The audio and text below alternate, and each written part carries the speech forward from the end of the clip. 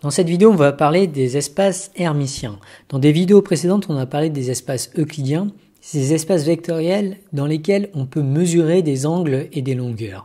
L'idée centrale de ces espaces euclidiens était l'introduction du produit scalaire, cette forme bilinéaire symétrique définie positive qui permettait de structurer les espaces en faisant des liens entre différents vecteurs de l'espace. Pour généraliser cela aux espaces vectoriels complexes, cette fois, qui sont par ailleurs ceux qui sont utilisés en mécanique quantique, c'est ceux qu'il faut savoir si vous voulez comprendre les lois fondamentales de l'univers, il nous faut être un peu plus astucieux dans la définition du produit scalaire.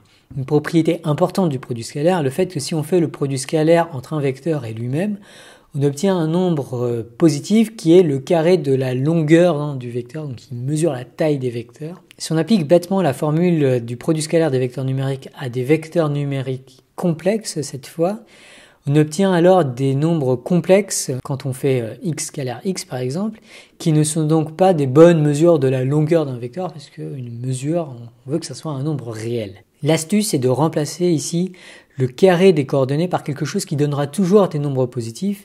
Pour ce faire, il suffit de remplacer le carré des coordonnées par les carrés des modules des coordonnées dans le cas complexe, et ce sera bien consistant avec le cas réel, on obtiendra la même chose que dans le cas réel.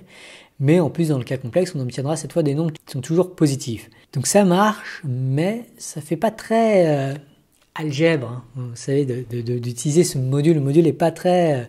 on aime bien les additions et les multiplications en algèbre. Du coup, ce module, il est un petit peu dérangeant. Fort heureusement, le carré du module d'un nombre complexe ZI, c'est aussi égal à ZI fois le conjugué de ZI, que je vais écrire ici ZI avec une barre. En physique, on a parfois des notations un peu plus étranges, avec une étoile ou cette espèce de croix étrange. Et juste pour vous le rappeler rapidement, le conjugué d'un nombre complexe, écrit sous la forme A plus BI, ça va être A moins BI, si A et B sont des nombres réels. Si on est en notation en coordonnées polaires, donc si on écrit ρ e i θ, alors le conjugué de ρ e i θ va être ρ e moins i θ, où le ρ est strictement positif et θ est un nombre réel. Et géométriquement, prendre le conjugué, c'est prendre le symétrique par rapport à l'axe des abscisses. Bref, ce qui nous importe ici, c'est que l'on peut définir la norme au carré d'un vecteur complexe comme étant la somme ici des ZI fois le conjugué de ZI. Et c'est ça la grosse astuce du produit scalaire dit maintenant hermitien par opposition au produit scalaire euclidien. En particulier maintenant on va pouvoir définir ce produit scalaire hermitien entre deux vecteurs numériques W et Z comme étant la somme des WI fois le conjugué de ZI. Et on voit bien que à partir de cette définition, si maintenant on pose W égale Z, on aura bien la somme des carrés des modules.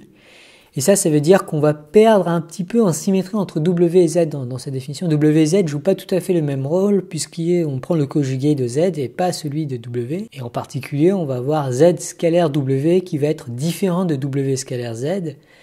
Mais il ne va pas être si différent, il va être quasiment le même à une conjugaison près.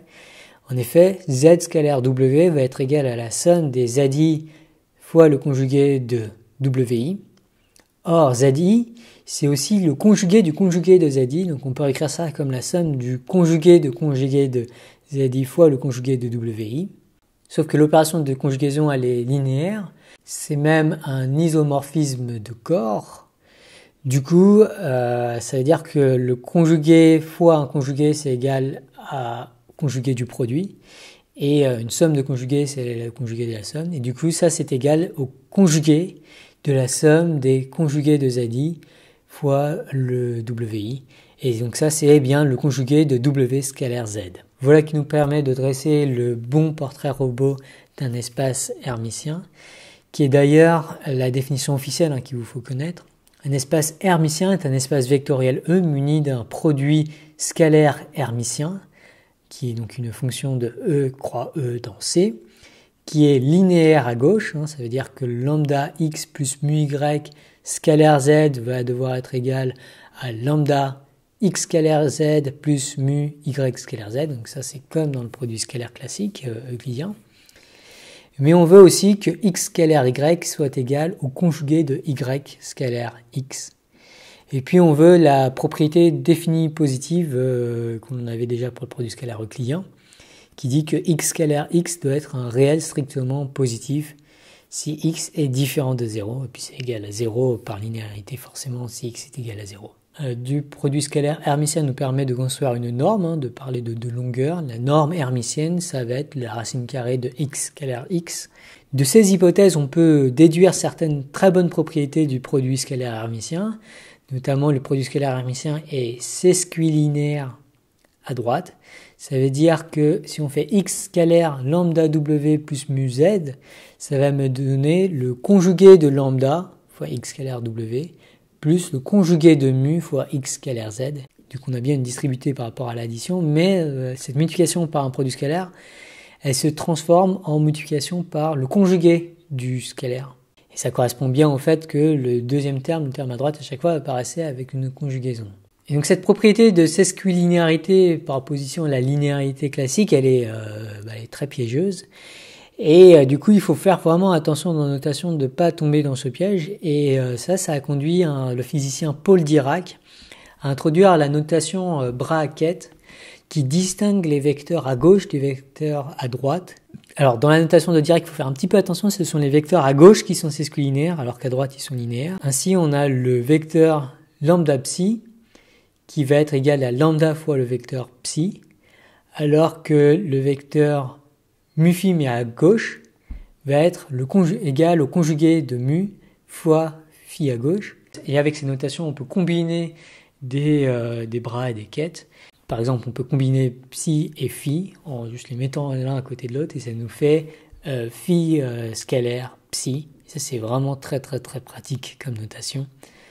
Enfin, il est bon de noter que les bonnes propriétés du produit scalaire euclidien restent pour la plupart vraies encore pour le produit scalaire hermitien. Par exemple, on a toujours le théorème de Pythagore qui nous dit que x est orthogonal à y si et seulement si la norme de x au carré plus la norme de y au carré est égale à la norme de x plus y au carré.